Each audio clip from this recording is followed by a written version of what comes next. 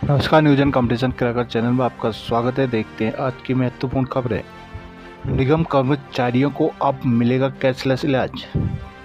Nainital high court ने प्रदेश के basic शिक्षकों को दी बड़ी राहत। देहरादून 4 साल पुरानी मेरिट लिस्ट से होगी नई अतिथि शिक्षकों की भर्ती। उत्तराखंड के 21 निगमों और स्वायत्त शासी संस्थाओं के कर्मचारियों को भी अब राज्य व्यवस्था के तहत गोल्डन कार्ड के तहत ही सरकार और प्राइवेट अस्पतालों में कैशलेस इलाज की सुविधा मिलेगी। राज्य के स्वास्थ्य प्राधिकरण की ओर से योजना को लागू करने का निर्णय लिया गया है। राज्य में सरकारी कर्मचारियों के लिए राज्य स्वास्थ्य योजना लागू है, लेकिन निगम और स्वायत्त शासी संस्थाओं को योजना के दायरे से बाहर रखा गया था। समय समय पर कर्मचारियों की मांग को देखते हुए निगम और स्वायत्त शासी संस्थाओं को योजना में शामिल करने का निर्णय लिया गया है, लेकिन अभी प्रीमियम तो कभी अन्य शर्तों की वजह से योजना शुरू नहीं हो पा रही। इसी वजह से निगम और अन्य समस्याओं संस्थाओं के कर्मचारी आंदोलन कर रहे थे। इस परेशानी को देखते हुए अब सभी निगमों और स्वायत्त शासी संस्थाओं की योजनाओं में शामिल करने को मंजूरी दे दी गई है। राज्य में अतिथि शिक्षकों की नई भर्ती वर्ष 2020 की मेरिट लिस्ट से होगी। वर्ष 2020 में हुई भर्ती के दौरान 1 लाख से ज्यादा प्रशिक्षित युवाओं ने आवेदन किया था, जिसमें जिलावार विषयवार लिस्ट पहले से बनकर तैयार है। संयुक्त निदेशक माध्यमिक डॉक्टर मुकुल कुमार सती ने सोमवार को बताया कि सभी जिलों के सीईओ को कार्रवाई शुरू करने के निर्देश दे दिए गए हैं। डॉक्टर सती ने बताया कि सभी जिलों का आकलन करने पर फिलहाल प्रवक्ता कैडर में 751 पद रिक्त पाए गए हैं। सोमवार को माध्यमिक शिक्षा निदेशालय में अधिकारी अतिथि शिक्षक भर्ती को अंतिम रूप देने की प्रक्रिया में जुटे रहे। डॉक्टर सती ने बताया कि यह भर्ती केवल प्रवक्ता कैडर में होगी। अतिथि शिक्षक श्रेणी में एलटी कैडर के सभी पद फिलहाल भरे हुए हैं। प्रवक्ता कैडर में नई भर्ती केवल फिजिक्स, केमिस्ट्री, मैथ्स, बायोलॉजी और अंग्रेजी विषय में ही की जाएगी, जिसमें से राज्य सरकार से तय आरक्षण के मानक का पालन किया जाएगा। उसी के अनुसार विषयवार मेरिट तैयार की जा रही है। नैनीताल हाईकोर्ट ने बेसिक शिक्षा भर्ती के शिक्षकों को भी बड़ी राहत देते हुए वर्ष 2006 से विधानसभा में अधिनियम पारित किए जाने से पहले की सेवाओं को भी अधिनियम के दायरे में शामिल करने का आदेश दिया है। इस अधिनियम की वजह से इन शिक्षकों का उत्तर प्रदेश के बेसिक शिक्षा बोर्ड से राज्य सरकार में स्थानांतरित कर दिया गया। कोर्ट ने राज्य सरकार को वरिष्ठता, अवकाश, नकदीकरण और अन्य प्रशासनिक पहलुओं सहित सभी सेवा लाभों से संबंधित दावों पर 8 सप्ताह के भीतर निर्णय लेने के निर्देश दिए हैं। न्यायाधीश न्यायमूर्ति पंकज पुरोहित की एकलपीठ में याचिका पर सोमवार को सुनवाई हुई। याचिकाकर्ता का कहना था कि बेसिक शिक्षा बोर्ड उत्तर प्रदेश में कार्यरत थे। वर्ष 2006 में उत्तरांचल विद्यालय शिक्षा अधिनियम लागू हुआ था, जिसकी धारा 58 में यह प्रावधान था कि बेसिक शिक्षा बोर्ड के शिक्षकों और अन्य कर्मचारियों को राज्य सरकार में स्थानांतरित कर दिया जाएगा, जिसमें वो उत्तराखंड राज्य सरकार के कर्मचारी बन जाएंगे। 24 जून 2006 को इसका एक शासनादेश जारी भी किया गया था। याचिकाकर्ता के अधिवक्ता ने तर्क दिया था कि हालांकि उनकी स्थिति बेसिक शिक्षा परिषद के कर्मचारियों से सरकारी कर्मचारी में बदल दी गई थी, लेकिन उन्हें सेवा लाभ के संदर्भ में बेसिक शिक्षा परिषद में की गई पिछली सेवा से प्राप्त लाभों से वंचित कर दिया गया था। चंपावत एप्पल हब बनेगा उत्तराखंड। धामी देहरादून ईएसआई से जुड़े 15 निजी अस्पतालों की होगी जांच। पशुपालकों की शिकायतों की अनदेखी पर मंत्री खफा। मुख्य व्यक्तिगत अधिकारियों को भी अब मिलेगा राजपत्रित का दर्जा। चंपावत उत्तराखंड शीघ्र एप्पल हब के रूप में विकसित होगा। इसके लिए सरकार सेब नीति पर ठोस तरीके से काम कर रही है। नई सेब नीति के तहत 8 वर्ष में 5000 हेक्टेयर में सेब के बागान लगाने का लक्ष्य रखा गया है, जिसके बाद सरकार का लक्ष्य है कि सेब का वार्षिक टर्नओवर 200 करोड़ से बढ़कर 2000 करोड़ पहुंच जाएगा। उन्नति योजना के तहत चंपावत और उत्तरकाशी में परिणाम बेहद सकारात्मक आए हैं। यह बात सीएम धामी ने आनंदकना कोका कोला फाउंडेशन और इंडो डच कंपनी के प्रोडक्ट सेब योजना के समारोह को वर्चुअली संबोधित करते हुए कही है। सोमवार को चंपावत के गोरल चौल मैदान में स्थित ऑडिटोरियम में आयोजित समारोह को संबोधित करते हुए सीएम धामी ने कहा कि उत्तराखंड में जम्मू कश्मीर और हिमाचल से बेहतर गुणवत्ता का सेब पैदा होगा। उन्होंने कहा कि चंपावत में 100 किसानों ने 5-5 नाली में सेब बागान लगा है। सितंबर 2022 में लगे पौधे 20 माह में फल देने लगे हैं। किसानों से बात करते हुए सीएम ने कहा कि बागवानी के लिए जून माह में फल देने लगते हैं। किसानों में बात करते हुए सीएम ने कहा कि बागवानी के लिए जुनून के साथ ही दृढ़ विषय शक्ति की जरूरत होती है। आने वाले समय में लीची, अखरोट, नाशपाती, प्लम, खुमानी व पैशन फ्रूट की खेती पर भी काम किया जाएगा। सीएम ने परंपरागत कृषि विकास के लिए तहत जैविक खेती को बढ़ावा देने की जाने की अफसरों से भी अपील की है। यहाँ जिला पंचायत अध्यक्ष ज्योति राय, भाजपा प्रदेश प्रवक्ता सुरेश जोशी, विधायक प्रतिनिधि प्रकाश तिवारी, आनंदना निदेशक राजीव गुप्ता, इंडो डच के निदेशक सुनील चड्ढा आदि मौजूद रहे।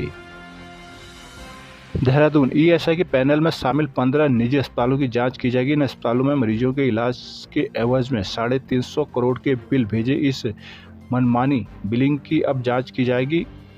सचिव श्रम आर मीनाक्षी सुंदरम ने सोमवार को अपर सचिव वित्त पी जयशंकर की अध्यक्षता में जांच समिति का गठन कर दिया है। ईएसआई के पैनल में कुल 228 प्राइवेट अस्पताल हैं। इतनी बड़ी संख्या में अस्पतालों के पैनल में शामिल होने के बावजूद सबसे अधिक बिलिंग 15 अस्पतालों की ही हुई है। इन अस्पतालों की ओर से दिए गए 350 करोड़ के बिल सवालों के घेरे में है, जबकि ईएसआई को केंद्र से कुल सालाना बजट 178 करोड़ रुपये मिलता है, जिसमें से कर्मचारियों के वेतन भत्तों के खर्चों से लेकर डिस्पेंसर के खर्चे भी शामिल है। ऐसे में सिर्फ प्राइवेट अस्पतालों के 350 करोड़ के बिलों ने पूरे सिस्टम को हिलाकर रख दिया है। गड़बड़ियों को संज्ञान लेते हुए सचिव श्रम ने पूरे मामले की गहन पड़ताल के निर्देश दिए हैं। इसके लिए अपर सचिव वित्त श्री रविशंकर की अध्यक्षता में जांच समिति का गठन कर लिया गया है। उत्तराखंड में ईएसआई से जुड़े इंश्योर लोगों की संख्या 6.59 लाख है। सचिव श्रम आर मीनाक्षी सुंदरम ने समिति गठित किए जाने की पुष्टि की है। नारायणबगड़ क्षेत्र में गाड़ी समेत 2 लोग लापता। बूढ़ा केदार क्षेत्र में 21 कांवड़ियों को नदी किनारे से रेस्क्यू किया। नई टिहरी आपदा प्रभावितों को हर संभव मदद देंगे दीक्षित। गैरसैंण में डॉक्टरों की तैनाती को लेकर आंदोलन। गंगोत्री हाईवे 5.5 घंटे तक यातायात के लिए रहा बाधित। गंगोत्री राष्ट्रीय राजमार्ग बिशनपुर में सोमवार सुबह को एक बार फिर से करीब 5.5 घंटे तक यातायात के लिए बाधित रहा। इस कारण राजमार्ग के दोनों ओर राहगीर जाम में फंसे रहे। उधर यमुनोत्री हाईवे पर यातायात सुचारू रहा। यमुनोत्री राष्ट्रीय राजमार्ग सुबह करीब 6 बजे बिशनपुर में पहाड़ी से भूस्खलन के कारण आवाजाही के लिए बंद हो गया था। सूचना मिलने पर बीआरओ की जेसीबी मशीन लेकर मौके पर पहुंचे। करीब 5.5 घंटे की कड़े मशक्कत के बाद यह सुबह 11 बजे तक मार्ग आवाजाही के लिए खुल सका था, जिससे जाम में फंसे राहगीरों ने राहत की सांस ली। जिसके बाद रोजाना नेताला और मल्ला के समीप भी अवरुद्ध मार्गों को कुछ देर बाद खोल दिया गया। दूसरी ओर यमुनोत्री राजमार्ग पर भूस्खलन प्रभावित स्थानों पर आवाजाही के लिए भी सुचारू हो सका। नरेंद्र सिंह नेगी लंदन में ग्लोबल ब्रिलियंस अवार्ड से सम्मानित। रानीखेत नवोदय विद्यालय में रैंकिंग के बाद मारपीट, 4 आरोपी निष्कासित। Dehradun Indian international student and alumni federation IISAF UK ने हाल में लंदन में सम्मान समारोह आयोजित किया था। उत्तराखंड ग्लोबल फोरम के सह संस्थापक और JBA कार्यक्रम में सहयोगी संदीप बिष्ट ने इस संबंध में जानकारी दी। उन्होंने बताया कि विभिन्न क्षेत्रों में उत्कृष्ट योगदान के लिए भारतीय समुदाय के अति विशिष्ट लोगों को सम्मानित किया गया है। अवार्ड के लिए लोगों का चयन जूरी के माध्यम से किया गया था। बिष्ट ने बताया कि नरेंद्र सिंह नेगी को 50 साल में लोक गीत संगीत संस्कृति को प्रोत्साहन और उनके योगदान के लिए भारतीय लोक गायन में विशिष्ट नेतृत्व के लिए पुरस्कार प्रदान किया गया। उन्होंने कहा कि यह सम्मान सिर्फ नेगी जी का नहीं बल्कि सभी उत्तराखंड वासियों का सम्मान है। IISAF के अध्यक्ष आदित्य प्रताप सिंह ने कहा कि नेगी जैसे लोक कलाकार जो 5 दशक में अपनी बोली, संस्कृति और परंपरा को अपने गीतों के माध्यम से संरक्षित कर रहे हैं, उनको सम्मानित कर हम खुद सम्मानित महसूस कर रहे हैं। उन्होंने बताया कि सम्मान समारोह में भारतीय मूल के विशिष्ट सांसद, विभिन्न देशों के दूतावास के प्रतिनिधि शामिल हुए। हल्द्वानी में पेड़ों के ट्रांसप्लांट में वन विभाग के रवैये पर हाईकोर्ट सख्त। नैनीताल हाईकोर्ट ने हल्द्वानी में सड़क चौड़ीकरण के लिए पेड़ों को ट्रांसप्लांट करने में विशेषज्ञों की राय नहीं लेने और SOP का अनुपालन न करने पर राज्य के प्रमुख वन संरक्षक डॉक्टर धनंजय मोहन, DFO हिमांशु बागरे और RC गाडपाल को नोटिस जारी कर जवाब दाखिल करने के निर्देश दिए हैं। सोमवार को वरिष्ठ न्यायमूर्ति न्यायाधीश मनोज कुमार तिवारी की एकलपीठ ने अवमानना याचिका पर सुनवाई के बाद ये निर्देश दिए। यह अवमानना याचिका हल्द्वानी निवासी हिशांत अजीत ने दायर की थी। याचिका में कहा गया कि पिछले 7 साल कोर्ट ने जुलाई पहले सप्ताह में हल्द्वानी में पौधरोपण के निर्देश दिए थे, लेकिन इस आदेश का वन विभाग ने पालन नहीं किया। यहाँ तक कि सड़क चौड़ीकरण के लिए हल्द्वानी में जिन पेड़ों को ट्रांसप्लांट किया जाना था उनमें से न तो विशेषज्ञों की राय ली गई, ना ही SOP का अनुपालन किया जा रहा है।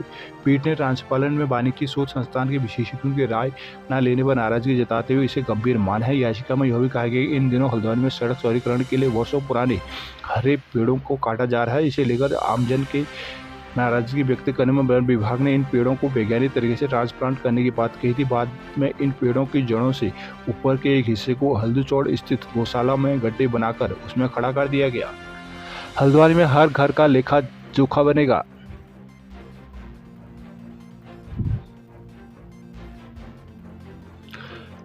देश में गांवों को डिजिटल करने की प्रक्रिया के तहत जेल घरों दफ्तरों को डिजिटल पहचान देने की कवायद शुरू हो चुकी है। नैनीताल जेल में इस प्रक्रिया में central commercial industry of India की एक टीम ग्राम पंचायतों में डिजिटल सर्वे कर रही है। इसमें मकान, दुकान, होटल आदि के फोटो, उनके मालिकों के फोटो, उसमें संबंधित 47 से ज़्यादा विवरण जुटा रही है, जिसके बाद हर घर का एक बारकोड युक्त एक नंबर प्लेट दी जा रही है, जो एक तरह का डिजिटल नंबर है। इस डिजिटल नंबर से लोग अपने घर की लोकेशन कुछ जानकारी आसानी से नाप सकेंगे, जो डिजिटल रूप में घर या दफ्तर की पहचान होगी।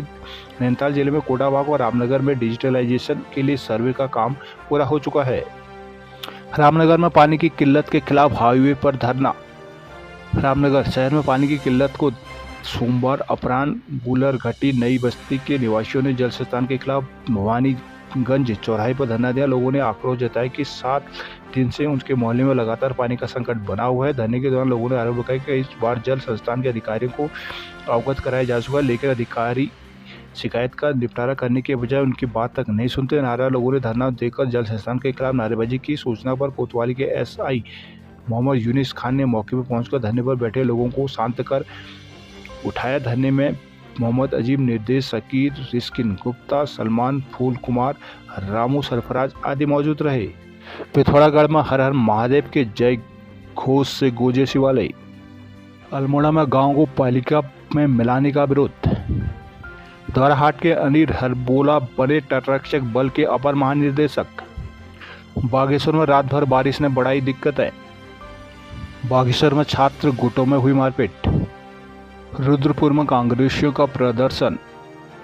रुद्रपुर बंगाली समाज के अनुसूचित जाति व जनजाति के बच्चों को छात्रवृत्ति दिए जाने सहित विभिन्न मांगों व समस्याओं को लेकर कांग्रेसियों ने सोमवार को कलेक्ट्रेट गेट के बाहर धरना प्रदर्शन किया। इसके बाद कांग्रेसियों ने मुख्यमंत्री को संबोधित एक ज्ञापन एसडीएम मनीष बिष्ट को सौंपा। एसडीएम को सौंपे ज्ञापन में कांग्रेसियों ने कहा कि पूर्वी पाकिस्तान से विस्थापित बांग्ला भाषी अनुसूचित जाति के लोगों को यहाँ विभिन्न तहसीलों में बसाया गया था, जो उस समय बच्चों को शिक्षा के दौरान छात्रवृत्ति देने का निर्णय लिया गया था। नव सृजित उत्तराखंड में 10 से 12 वर्षों तक छात्रवृत्ति दी गई, जिसके बाद सरकार ने बांग्ला भाषी बच्चों को छात्रवृत्ति देना बंद कर दिया। उन्होंने बांग्ला भाषी बच्चों की उच्च शिक्षा के लिए श्री संत गुरु चंद ठाकुर के नाम से कोष बनाने व राय सिख समाज के बच्चों के लिए भी संत केसर सिंह के नाम से कोष बनाने, गदरपुर विधानसभा क्षेत्र की टूटी सड़कों का निर्माण किए जाने, एडवोकेट प्रशांत सिंह के परिवार को सुरक्षा दिए जाने की मांग की है।